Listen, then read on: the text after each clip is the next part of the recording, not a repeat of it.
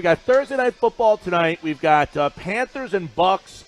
And, Jeff, let's get a couple of guys that you think that need to be active in tonight's game on this Thursday night game and have another great week 2 of fantasy football. What's up, man? Hey, how's it going? So I think that tonight's game is going to feature mostly Carolina. I think you're looking at Christian McCaffrey, number 1. Cam Newton's a solid quarterback 1. Wide receivers for Tampa Bay is probably the place I'd go. Mike Evans and Chris Godwin. Although DJ Moore for Carolina is an option. If you need a tight end, it's a rough week for tight ends. If you're the top 4 or 5 guys, it gets rough. If Craig Olsen's available, pick him up. If not, then Ian Thomas is probably a spot start you can probably plug in. All right, let's jump into week 2 with Jeff Pasquino from thefootballguys.com. All right, a lot of questions after the first week of who's real, who's not. So let's start with the big ones. Lamar Jackson, everybody wants to know. You had him ranked high last week. Are you buying him again this week against Arizona? I am. The floor is considered based on his rushing ability. He was barely even asked to run. He didn't even throw that much, and he still put up big numbers. Arizona is not that good. They're going to blow them out again this week as the Baltimore's home opener. Lamar Jackson remains a top 5 quarterback in fantasy. Dak Prescott went over 400 yards. He's been a winner, but now is he a fantasy QB? I think he's a solid quarterback 1 now, especially against Washington. We saw when Philly finally warmed up in the second half what they can do, and they're going to follow the same blueprint for Dallas. But look for more, obviously, Zeke getting more involved in that offense to balance it out. Russell Wilson did not have a great week last week, but Pittsburgh got torched by the Patriots, so will Wilson bounce back? Wilson's not asked to carry the load anymore. They want to run the ball, and we have Chris Carson listed much higher. So Russell Wilson is that quarterback 2 with maybe some upside occasionally. Jeff Pasquino, footballguys.com. If you have a question for Jeff, text it in, 609-403-0973. What about Baker Mayfield? Any concern there? He was a big fantasy player last year, struggled in week 1. The Jets look pretty decent on defense. That game could be very low scoring, and the Jets are falling apart at the seams. They lost the quarterback.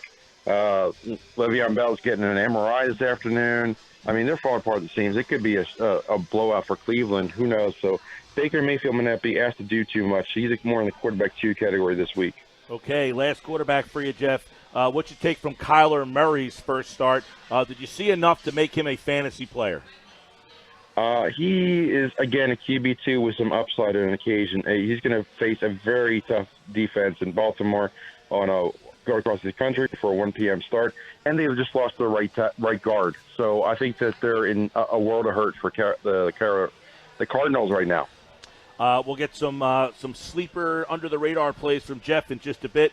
If you have a question for Jeff, 609-403-0973, because we did get some injured quarterbacks in week number 1. Let's go to the running backs now and get your take on a couple of these guys. Dalvin Cook had a big week. Are they going to run him that much? They are. They wanted to do that with him when they first drafted him, but he's been hurt the last couple of seasons. So I think this is the season where he gets work, and Alex Madison is going to get some work behind him as well to balance out Kirk Cousins. We also saw James Conner. He was a big back last year. He did not have a good night on Sunday Night Football, but will he turn things around? It's a tough matchup with Seattle, but I think he's a borderline running back 1. He's definitely a starter at running back 2 status. What about the San Francisco running back situation now? What do you like with the San Francisco 49ers, who picked up a road win, by the way? Yeah, a lot of people are saying Raheem Mostert is 1 injury away from being a starter, so he's a good guy to pick up and stash on your bench if you have room. But I'm not in love with the San Francisco offense. The passing game does not look good. Matt Breida is the guy to have in that backfield for now. All right, what about the running back situation in Tampa Bay, which we're going to see tonight? Is Ronald Jones the guy to play there? They still list Peyton Barber as the starter, but Ronald Jones is a running back 3 with upside. He had 75 yards last week. He could show a little bit more upside this week, even more in PPR.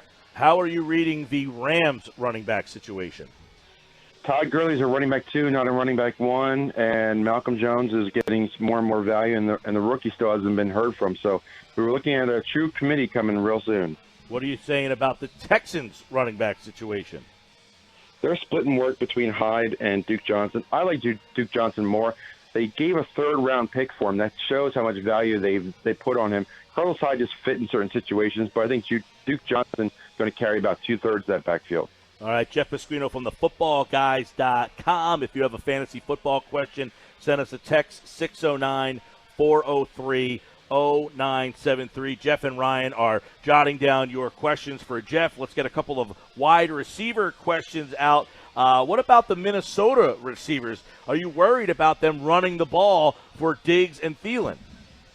Not when you're going to get into games that are going to be higher shootouts. I think Minnesota's defense is good, but not great so far. I think that Minnesota-Green Bay is going to be higher scoring this week, so I think that we're going to see a lot of offensive workload all the way around for the Vikings this week.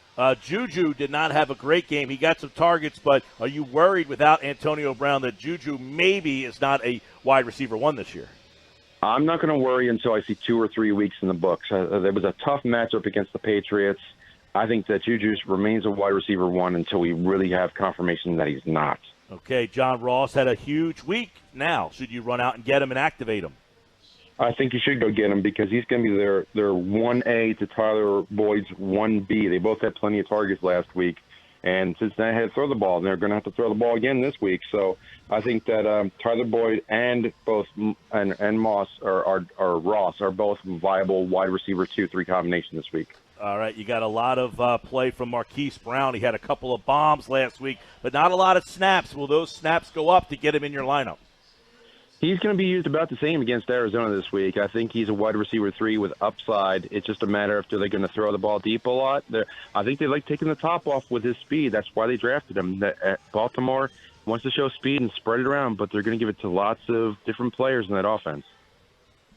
Jeff Pasquino, footballguys.com, and let's run one more. Jamison Crowder had how many targets last week, Jeff? Like 14 targets? 14, something like that. So is he going to keep getting those targets? I know Sam Darnold's out this week. That's the problem. I still think he sees a lot of targets, but it's because Quincy Enunwa is out with another neck injury for the season. So, like I said, the Jets are falling apart. So Crowder is a wide receiver 2, wide receiver 1 in PPR. All right, one more for you before we get some listener questions. If you have a question for Jeff, 609-403-0973. Tyreek Hill is out. Sammy Watkins almost had 200 yards. He was a first-round pick. Is he going to be a wide receiver 1 this year? Yes, he is, but the guy to pick up is McCole Hardman, the rookie, who they originally were having in practice run the spot of Tyreek Hill. So he will be in the offense more with Hill out. He's a very solid sleeper. He has a ton of speed. That's why they drafted him. He'll be working into that offense with Hill out 4 to 6 weeks. All right, we'll get Jeff's plays of the week, some under-the-radar guys, some guys he's playing in his fantasy leagues. But first, Mosher and Ryan have some listener questions for Jeff. Hey, Jeff, the question is, I got to replace Tevin Coleman in the flex. Would it be Larry Fitzgerald, Jordan Howard, Jarvis Landry, or John Brown?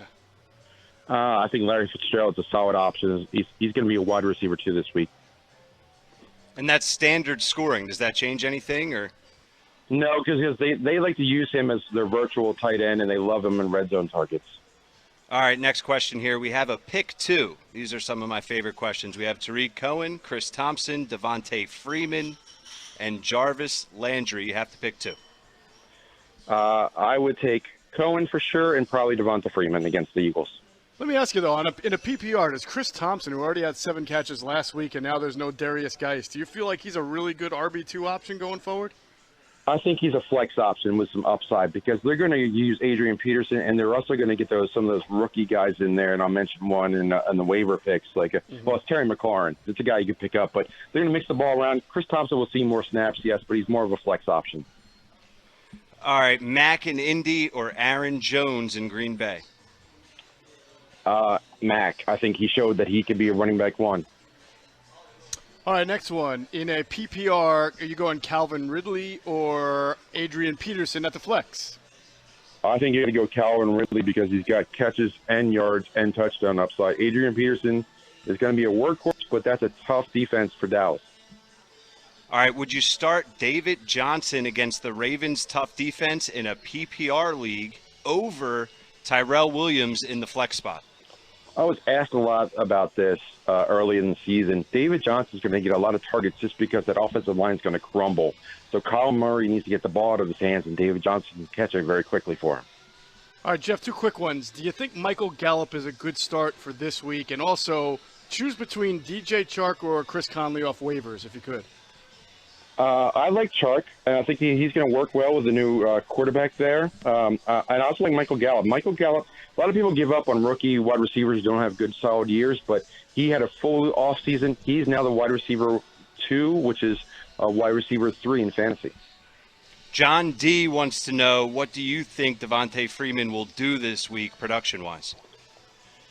Interesting question. Well, I can share our projections, which are about 62 yards and 3 catches for 20 yards and about a 50% chance of a touchdown. All right, Jeff Pasquino, footballguys.com. That's where you can get those projections. I'm a member. I have a subscription, and it's great. I won in week 1, and a lot of their rankings, one of the rankings that changed my mind last week, I had Ridley, and I went with Deshaun Jackson over Ridley right at the last minute. And that worked out for me. I don't know what I'm going to do with Le'Veon Bell this week if he's injured. But, Jeff, who are some guys that you're playing this week?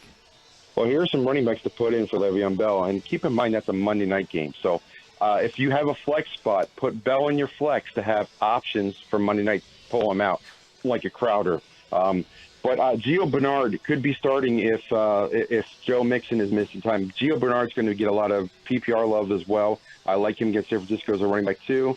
We mentioned Duke Johnson. I think we have Devin Singletary getting more touches for the Bills. He's more of a flex option this week. And Rex Burkhead is a solid option to pick up for New England as they start to round out that backfield. He's ahead of the rookie up there, Harris. Wide receiver, I'm looking at, we mentioned Terry McLaurin, Michael Gallup. Travis Benjamin is a solid pickup for the Chargers. They have a lot of injuries. They lost Henry for a tight end for the year, and they think it's for the year. He's on IR. He might return. It's questionable. Looking like December. And Mike Williams is banged up. So Travis Benjamin could be starting this week. And as far as tight end, it's a rough position. I've said it all along. If you can pick up Darren Waller for Oakland, Mark Andrews for Baltimore, or the rookie T.J. Hawkinson for Detroit, those are solid pickups at tight end right now in a very tough position. There you go. Jeff Pasquino, footballguys.com with our Week 2 Fantasy Focus. And, of course, everybody make sure you get your lineup set. There is a game tonight. If you have any Panthers or Bucks, get them in. And, of course, Jeff, as always, good luck. Good luck, everybody, and enjoy the games.